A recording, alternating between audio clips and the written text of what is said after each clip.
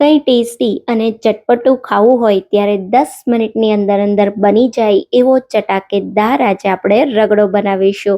આજનો રગડો એકદમ હેલ્ધી બનવાનો છે, કેમ કે આ રગડામાં એક પણ ટીપું તેલ કે ઘી નથી વાપર્યું, સાથે લસણ ડુંગળી વગર બનાવ્યો છે. રગડાને તમે ચાટ બનાવીને રગડા પૂરી સાથે, પાઉં સાથે કે રગડા પેટીસ તરીકે ગમે તેમ ખાશો ને ખાવાની ખૂબ જ મજા આવશે. તો hello friends, welcome back to foods of fitness. હું છું અંકિતા વણજરા અને ચાલો રેસિપી શરૂ કરીએ. તો હેલ્ધી અને ટેસ્ટી રીતે એકદમ સિમ્પલ મસાલા સાથે ચટપટો રગડો તૈયાર કરવા અહીંયા મેં 250 ગ્રામ જેટલા વટાણા લીધા છે. તો 250 ગ્રામ સફેદ વટાણાને સારી રીતે ધોઈ અને હલકા ગરમ પાણી સાથે 4 થી 5 કલાક કે ઓવરનાઇટ પલાળી દેવાના. આ રીતે વટાણા સરસ ફૂલી જાય એવા પલળે પછી વટાણામાં જે પાણી હોય પલાળેલું એને કાઢી નાખવાનું અને વટાણાને બાફવા કુકરમાં લઈ લેવાના. આની સાથે આપણે વટાણા ડૂબે ને એના કરતાં થોડું વધારે પાણી ઉમેરી દઈશું. તો મેં અત્યારે લગભગ કુકરમાં 2 થી 2.5 કપ જેટલું પાણી ઉમેર્યું. રગડાને એકદમ ઘાટો તૈયાર કરવા 2 નાની સાઈઝના હું બટેટા ઉમેરું છું. બટેટાની છાલ કાઢી અને આખા જ ઉમેરવાના છે. સાથે એક ટમેટું આ રીતે 2 ભાગમાં કટ કરીને ઉમેરીશું. વટાણા એકદમ સારી રીતે સરસ બફાઈ જાય એના માટે 2 ટીસ્પૂન જેટલું મીઠું, 1 ટીસ્પૂન જેટલો હળદર પાવડર અને ટેબલ સ્પૂન જેટલું કશ્મીરી લાલ મરચું પાવડર ઉમેરીશું. જો તમને એકદમ તીખો રગડો ભાવે તો તમે થોડું તીખું મરચું પણ ઉમેરી શકો છો. ચાહો તો લીલા મરચાંને સ્લિટ્સ કરીને પણ બાફતા સમયે ઉમેરી શકાય. હવે મસાલાને થોડા વટાણા સાથે મિક્સ કરી કુકરનું ઢાંકણ બંધ કરી મીડિયમ ગેસની ફ્લેમ પર 4 થી 5 વિસલ કરીશું. વટાણા સારી રીતે બફાઈ જાય એટલી વિસલ થાય એટલે ગેસ બંધ કરી કુકરને એની જાતે ઠંડુ થવા દેશું.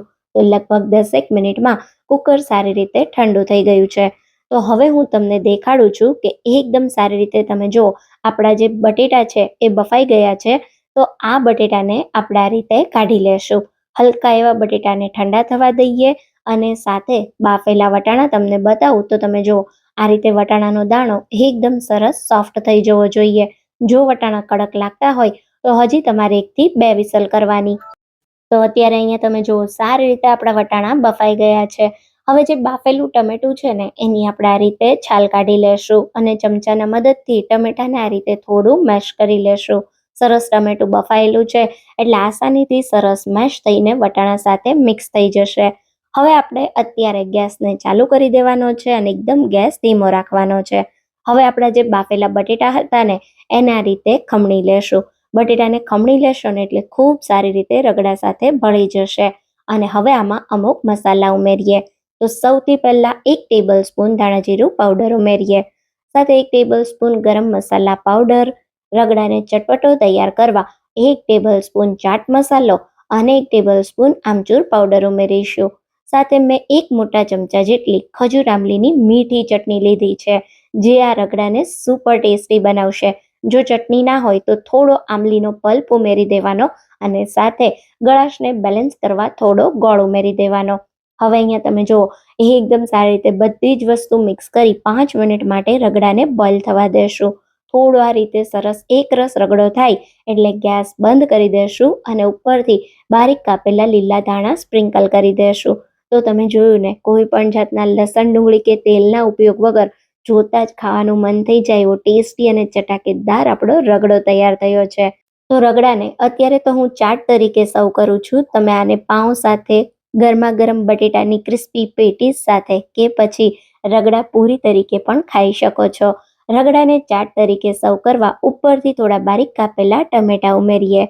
સાથે થોડી બારીક કાપેલી ડુંગળી ઉમેરીશું.